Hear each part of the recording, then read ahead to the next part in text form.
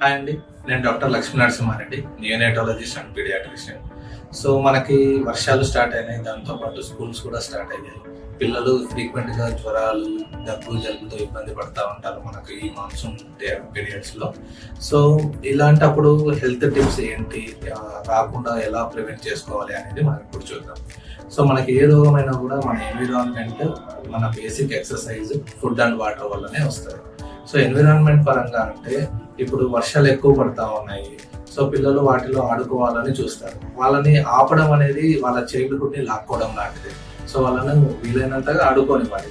కాకపోతే ఈ రైన్స్ లో తడిచిన తర్వాత వాళ్ళని నీట్ గా శుభ్రంగా వాళ్ళని స్నానం చేయించి తడి బట్టలు వేయకుండా, అలానే కంటిన్యూ చేయకుండా కొత్తగా ఉతికిన పొడి బట్టలు మాత్రమే వేయాలి.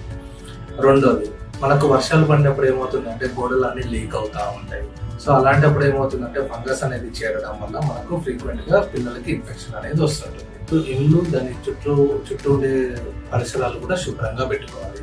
మూడోది, నీళ్ళు అనేవి చేరడం వల్ల ఇప్పుడు మనకు చిన్న కుప్పలో కానీ చిన్న చిన్న ప్లేసెస్ లో నీళ్లు చేరడం వల్ల దోమలు అనేవి ఎక్కువగా పెరిగే అవకాశాలు ఉంటాయి. మనకు ఆల్రెడీ తెలుసు, దోమల వల్ల మనకు మలేరియా, డెంగీ ఇట్లాంటి రకరకాల వ్యాధులు, చికెన్ గున్యా లాంటి వ్యాధులు వస్తూ ఉంటాయి. సో అలాంటి వాటిని దూరంగా పెట్టుకోవాలి అంటే చుట్టుపక్కల వాటర్ స్టోర్ అయిన ప్లేసెస్ అనేవి ఉండకూడదు.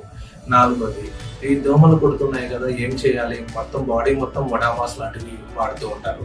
సో అలాంటివి వాడకూడదు. సో ఇంటిని మొత్తం మస్కిటో ప్రూఫింగ్ నెట్ వేసుకోవాలి.